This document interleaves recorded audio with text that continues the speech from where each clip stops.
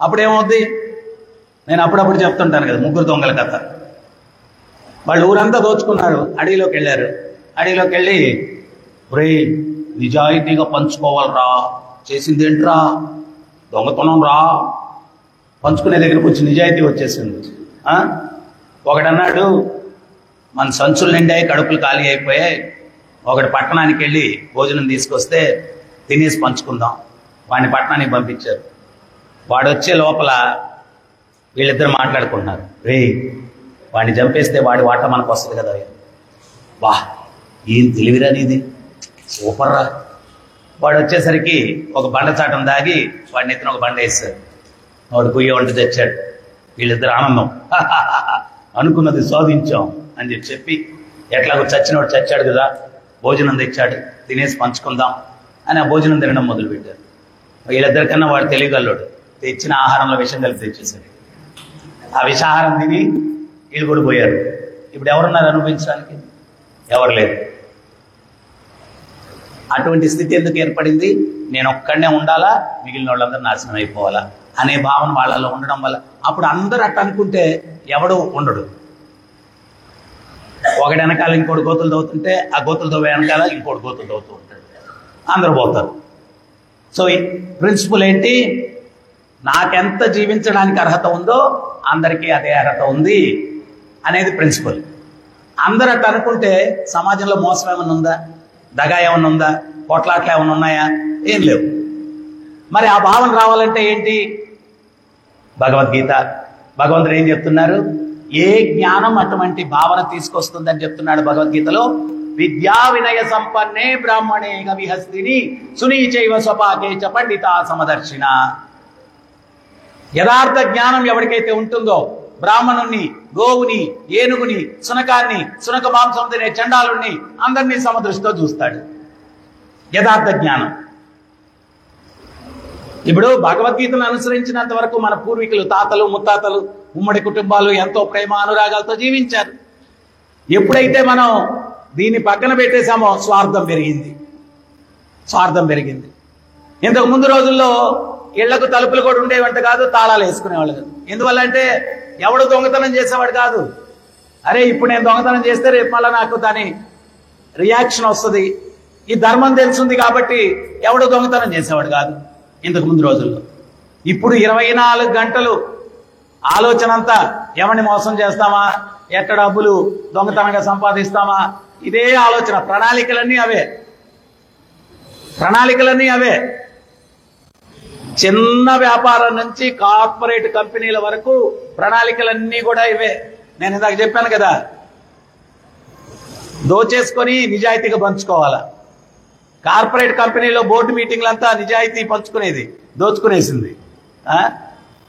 So ఇదే మొత్తం.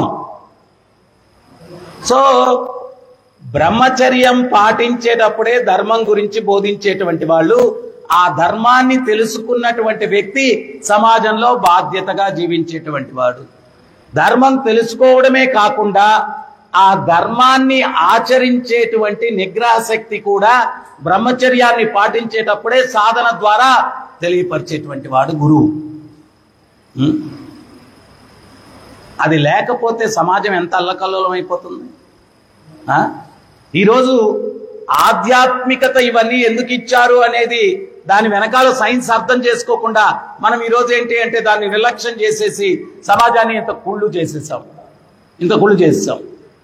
ఈరోజు సమాజంలో జరిగే అకృత్యాలన్నిటికీ కారణం ఏంటి అంటే ఈ గీతా జ్ఞానాన్ని అనుసరించడం, దానివల్ల ఆధ్యాత్మికతను నిర్లక్ష్యం చేయడం వల్ల.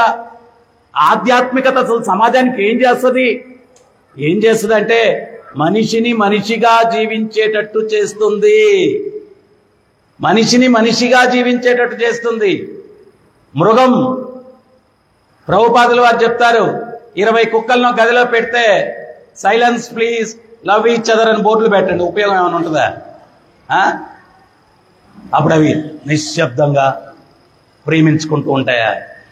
కుక్కలు అవి జంతువులు కాట్లాడుకుంటాయి. సో అదే రకంగా మనిషిలో మృగత్వం, మనిషిలో రాక్షసత్వం ఉన్నంత వరకు సమాజంలో శాంతి లేదు. మరి ఆ శాంతి రావాలా అంటే ఈ జ్ఞానం ఉండాలా. సో మనసుని నిగ్రహించుకునేదానికి ప్రయత్నం చేయాలా. సో అందువల్ల ఒక్కొక్క యుగంలో మనసుని నిగ్రహించుకునేదానికి ఒక్కొక్క యుగ ధర్మం. కృతేయధ్యాయతో విష్ణు, సత్యయుగంలో తపస్సులు చేయడం. విశ్వామిత్రుడు బ్రహ్మర్షి కావడానికి 60,000 సంవత్సరాలు తపస్సు చేశాడంట. అప్పుడు జీవితకాలం ఎంతో తెలుసా? సత్యయుగంలో 1,00,000 సంవత్సరాల జీవితకాలం. ఇప్పుడు కరెక్ట్గా మనం 60 నిమిషాలు ఒకే పోస్చర్లో కూర్చోలేము. 60 నిమిషాలు ఒకే స్టైల్లో కూర్చోలేము. ఇప్పుడు ప్రవచనం అయిపో లోపల ఎన్ని పోస్చర్లు మారుస్తాం మనం.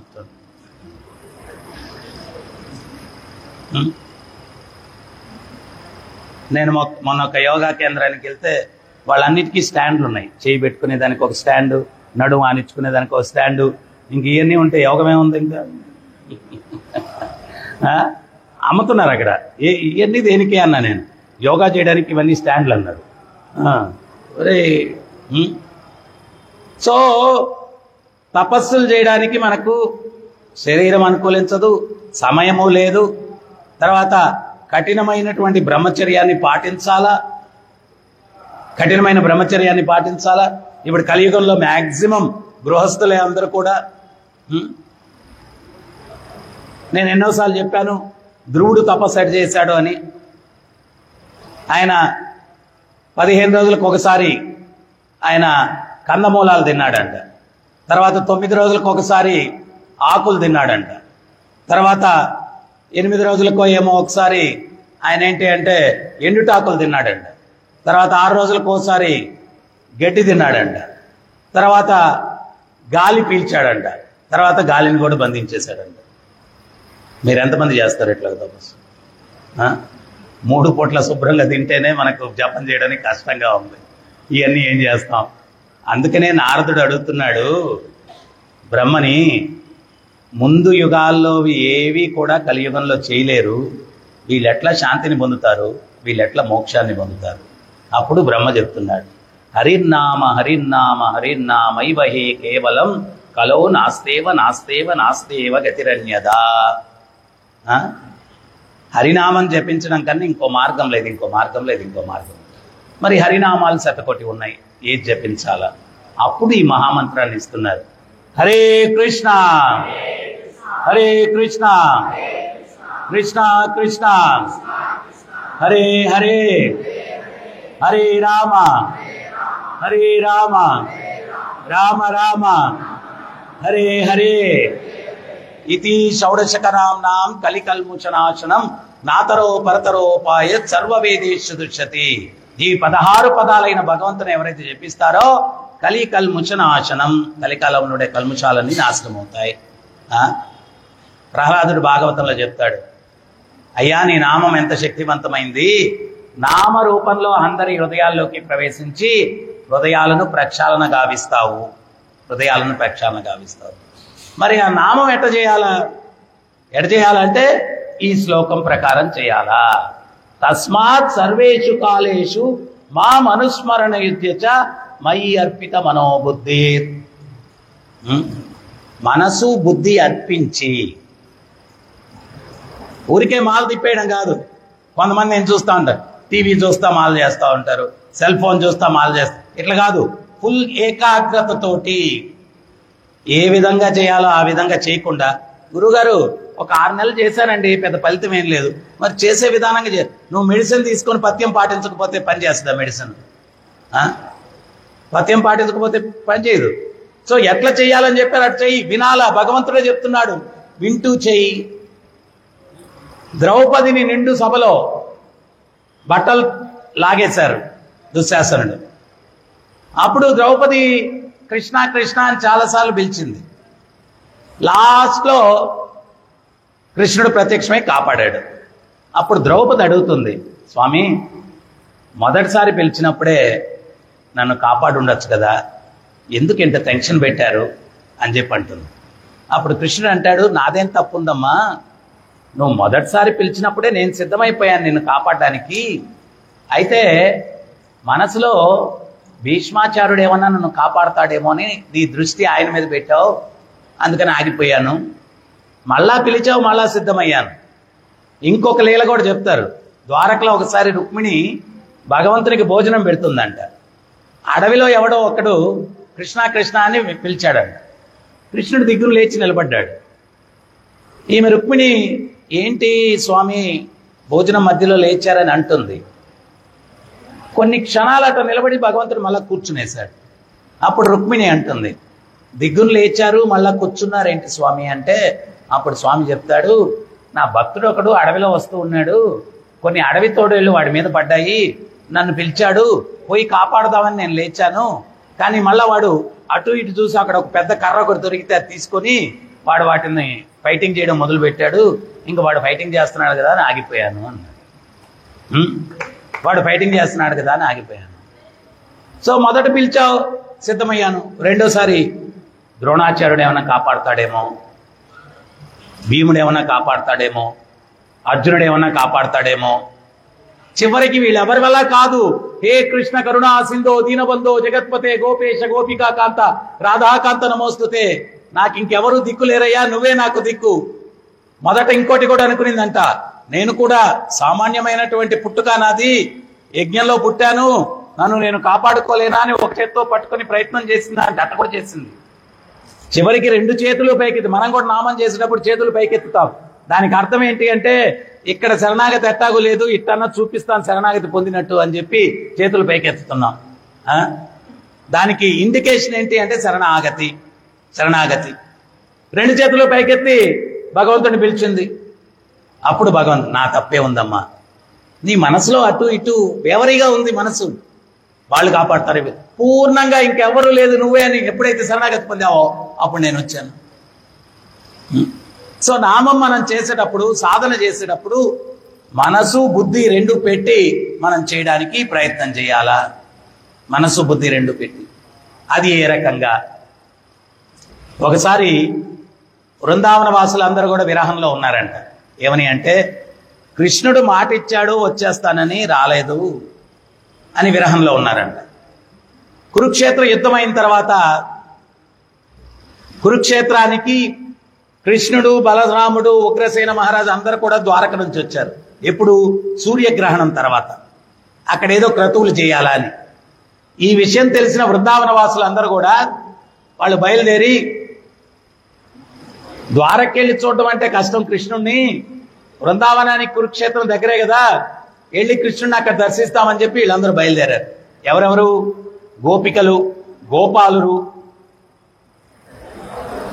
రాధారాణి, నందబాబా, యశోదమ్మ అందరూ బయలుదేరారు. కురుక్షేత్రాన్ని చేరుకున్నారు. మొదట కృష్ణుడు ఎక్కడున్నాడు, బలరాముడు ఎక్కడున్నాడో గోపాలురు గుర్తించారు.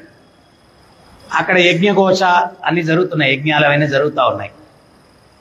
ఈ గోపాలురు వెళ్ళారు. బృందావనంలో ఉన్నప్పుడు కృష్ణుడు సామాన్యమైన గోపబాలుడు, ఇప్పుడేమో ద్వారకాధీశుడు. ఫుల్ సెక్యూరిటీ, సైనికులు అందరూ ఉన్నారు, ఆ గుడారాలంతా వేస్తున్నారు, ఎవరిని లోపలికి పోనీయట్లేదు. వీళ్ళు వచ్చారు, ఈ గోపాలందరూ కూడా. ఈరోజు కృష్ణుడిని చూస్తాం మనం. ఒకళ్ళు మాట్లాడుకుంటున్నారు, ఏయ్ కోతుకొమ్మ చాడాం కదా కృష్ణుడితో, ఇప్పుడు అదే మనం ఆట ఆడేస్తున్నాం. ఒంగుళ్ళు దూకుళ్ళు ఆడాం కదా, అది ఆడతాం ఇప్పుడు. ఇట్లాగా వాళ్ళలో వాళ్ళు మాట్లాడుకుంటూ అక్కడికి వచ్చారు. ఆ సైనికులు సోలాలు పట్టుకొని నిలబడుకున్నారు. వీళ్ళని చూడంగానే, ఏయ్ ఎవడరా మీరు? ఏయ్ మర్యాద, ఏమనుకున్నారు? మేము ఎవరనుకున్నారో తెలుసా? కృష్ణుడు ఫ్రెండ్సా? ఏంది కృష్ణుడు ఫ్రెండ్సా? మీరు కట్టుకునేదానికి గోచి కూడా సక్రమంగా లేదు. కృష్ణుడు ఎవరనుకున్నారు? ద్వారకాధీశుడు, ఆయన ఫ్రెండ్సా? ఇక్కడ నుంచి వచ్చి కోతి మొహాలు మీరు. ఒరే ఏందిరా, కృష్ణుడు ఫ్రెండ్స్ అంటే మనకు రెడ్ కార్పెట్ వేస్తారు అనుకుంటే తరుముకుంటున్నారు వీళ్ళు. ఏయ్ పోండి ఎక్కడి నుంచి, ఎక్కువసేపు ఉండొద్దు అన్నారు. ఓరే వెళ్ళిపోయారు. తర్వాత గోపికలు వచ్చారు. గోపికలు వచ్చేసరికి ఈ సైనికులు అడిగాడు, ఎవరమ్మా మీరు? వీళ్ళు కొంచెం సిగ్గుపడుతూ, మేమా అండి కృష్ణుని ప్రియురాళ్ళం. ఏంటే కృష్ణుడు ప్రియురాళ్ళ? ఎప్పుడు ప్రాణం పోతో తెలీదో అట్టున్నారు వాళ్ళు. ఏంటి అంటే కృష్ణుడు లేడు అన్నటువంటి విరహంలో నిద్రాహారాలు మానేశారంట పాపం గోపికలు. వేలికి వేసుకునే ఉంగరాలు చేతులు గాజులు అయిపోయాయి, చిక్కి శల్యం అయిపోయారు పాపం. ఇంకా నిద్రాహారం లేదు. కృష్ణుడు శూన్యాయితం జగత్ సర్వం గోవింద విరహేనని, ఆ గోవిందుడు లేకపోతే జగత్తంతా శూన్యంగా భావిస్తున్నారంట. ఆ విరహంలో అట్లా ఉన్నారన్నమాట. ఆ విరహంలో ఉంటే వాళ్ళని చూసి వీళ్ళు వెగతాలు చేశారు, మీరు కృష్ణుడు ప్రియాల పోండి ఎక్కడి నుంచి అన్నారు. తర్వాత నందబాబా యశోదమ్మ వచ్చారు. అసలు ఇదంతా ఎందుకు జరిగిందంటే ఇంద్రుడు అడిగాడంట నారదముని, కృష్ణుడు బాల్యలీల చేసినప్పుడు నేను ఆయన మీదకి యుద్ధానికి వెళ్ళాను, మళ్ళా ఆ బాలముకుందుని చూసేదానికి ఏమన్నా అవకాశం ఉందా అన్నాడంట. అంటే సరైన సమయంలో అడిగావు రా నాతోటి అని చెప్పి కురుక్షేత్రానికి ఇంద్రుడిని తీసుకుని నారదుడు వచ్చాడంట. యశోదమ్మ నందబాబా వచ్చారు. ఆ సైనికులు ఏమంటున్నారో తెలుసా, ముందు కోతి మొక్క వచ్చింది, మేము కృష్ణుడు స్నేహితులం ఫ్రెండ్స్ అన్నారు. తర్వాత ఎవడో చిక్కి శల్యమయ్యి చెక్క బొమ్మల్లాగా ఉన్నారు, ఎప్పుడు చేస్తారో తెలియదు, మేము ప్రియురాళ్ళం అన్నారు. మీరు మాకు చెప్పద్దు కథలు, మేము తల్లిదండ్రులమని పోండి ఇక్కడి నుంచి అని చెప్పి తరుపుకున్నారు. మీరు మాకు చెప్పద్దు కథలు, మేము తల్లిదండ్రులమని పోండి ఇక్కడి నుంచి అన్నారు. అప్పుడు దాకా యశోదమ్మ ఆ ఎద్దుల బండిలో వచ్చేటప్పుడు దారంతా కూడా కృష్ణుడికి ఇష్టమైన తినుబండారాలు ఫుల్గా లోడ్ చేసుకుందంట. ఆమె కృష్ణుడు ఏంటి అంటే ఆమెను వదిలిపెట్టి వెళ్ళేటప్పుడు ఏ వయసులో ఉన్నాడో అంక పెరగలేదు కృష్ణుడు. ఆ వయసులో ఉన్న కృష్ణుడికి సంబంధించిన బట్టలన్నీ ఎద్దుల బండిలో పెట్టుకుందంట, ఆభరణాలన్నీ పెట్టుకుందంట. కృష్ణుడికి ఎంత చక్కగా నేను బట్టలు వేస్తాను, ఎంత చక్కగా తినుబండారాలు తినిపిస్తాను, ఆభరణాలు వేస్తాను అని చెప్పి కలలుగంటూ వచ్చింది ప్రయాణం అంతా. వీళ్ళు ఎప్పుడైతే పోండి ఇక్కడి నుంచి అని తరుముకున్నారో ఆమె హృదయం అగ్నిపర్వతంలాగా బద్దలైపోయింది. దుఃఖంతో ప్రాణం పోయేదానిలాగా ఆమె బిగ్గరగా కింద పడిపోయి ఒకే ఒక్క పిలుపు, ఏ గోపాల్ అని పెద్దగా తెచ్చి. ఎప్పుడైతే ఆ పిలుపు హృదయం నుంచి వచ్చింది, అక్కడ ద్రౌపది అన్నిసార్లు పిలిచినా కానీ చివరకు వచ్చాడు కృష్ణుడు. ఇక్కడ ఒకే ఒక్క పిలుపుకి కృష్ణుడు అక్కడ యజ్ఞకోచ జరుగుతూ ఉంది, దిగ్గును లేచి నిలబడ్డాడు. బలరాముడు అన్నాడు, క్రతువు మధ్యలో వెళ్ళిపోతే తాతగారు కోప్పడతారన్నాడు. చెయ్యి పట్టుకొని లాగబోతే చెయ్యి ఇదిలించుకొని పరిగెట్టుకుంటూ బయటకు వచ్చాడు. అక్కడ యశోదమ్మ కింద పడిపోయి హృదయాన్ని మోదుకుంటూ ఉంది, ఏ గోపాల్ గోపాల్ గోపాల్ అని. కృష్ణుడు చిన్న బాలగోపాలులాగా ఆయన రూపాన్ని మార్చుకున్నాడు. పరిగెట్టుకుంటూ వచ్చి యశోదమ్మ ఒడిలో ఒరిగిపోయాడు. అమ్మని గట్టిగా పట్టుకొని ముద్దులు పెడుతూ, మయ్యా మే ఆగయాహు, మయ్యా మే ఆగయాహు, నేను వచ్చేసానమ్మా, నేను వచ్చేసానమ్మా, నేను వచ్చేసానమ్మా. అప్పుడు ఇంద్రుడికి నారదుడు చెప్తున్నాడు, ఏమయ్యా ఆ గోపాలుని దర్శించాలనుకున్నావు కదా, చూడు మళ్ళా ఇంకా అవకాశం లభించదు నీకు. ఈ కథ నేను ఎందుకు చెప్పాను అంటే భగవత్ నామం చెప్పేటప్పుడు అంత ధ్యానంతో ఒకే ఒక్క పిలుపు యశోదమ్మ, భగవంతుడు పరిగెత్తుకుంటూ వచ్చేసాడు.